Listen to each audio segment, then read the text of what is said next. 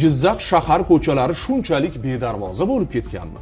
Mana bu Onyx avtomashinasi shaharning Sharof Rashidov ko'chasida bemalol manyovrlar qilib yo'lni qarama-qarshi tomonlarida ham harakatlanib yurganini ko'rish mumkin bo'ladi.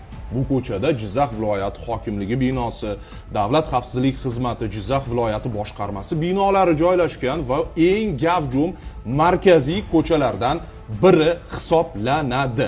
Ayni avtomashina Islom Karimov ko'chasida ham, yana xalq tilida prospekt deyishadi. O'sha ko'chada ham yo'lni qarama-qarshi tomonlariga o'tib, manyovrlar qilib, boshqa harakat ishtirokchilarini piyodalar chiqib qolishi mumkinligini, haydovchiga bir avariya holatini yuzaga keltirishi mumkinligini o'ylab ham o'tirmasdan harakatlanib yuribdi va uni katta ehtimol bilan video tasvirga olib, aynan haydovchining o'zi tarqatyapti. Men bu bo'yicha Jizzax viloyati yo'l harakati xavfsizligi boshqarmasidan rasmiy munosabat so'rashga harakat qildim va negadir meni xabarim ochildi, o'qildi-yu, javobsiz qoldirildi. Men shunda o'yladim. Nega shunday markaziy ko'cha, Sharof Rashidov ko'chasi eng markaziy ko'chalardan biri hisoblansa-yu, topish qiyinmi haydovchini?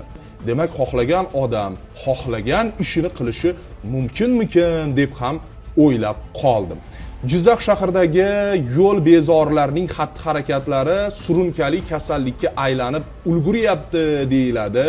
Kun uzga bog'langan, ismi sir qolishini xohlagan kuzatuvchimiz yuborgan xabarda. Unga ko'ra, mana bu Nexia 2 ni qarang, bemalol Jizzax shahar ko'chasida avtopoyga uyushtirib, yana yog'ingarchilik payti qor yog'ayotganini ham ko'rishingiz mumkin. Mustaqillik ko'chasi, Toshkent ko'chasi, umuman Jizzax shahrini hamma ko'chasini sanab ulgurdim deb o'ylayman. Men o'zim ham Jizzaxdanman va Jizzax shahri unchalik katta emas. 17 yoshli qizni yaqinda o'sha Cobalt katta tezlikda piyodalar yo'lakchasidan o'tayotgan qizni urib yuborgani bizga bir saboq bo'lmadimikin? To'g'ri, mana Jizzaxdagi yo'l patrul xizmati xodimlari ham ish jarayonlarini tashkil qilishadi. Men o'zim juda ko'p o'taman yo'llardan reydlar bo'ladi, boshqa bo'ladi.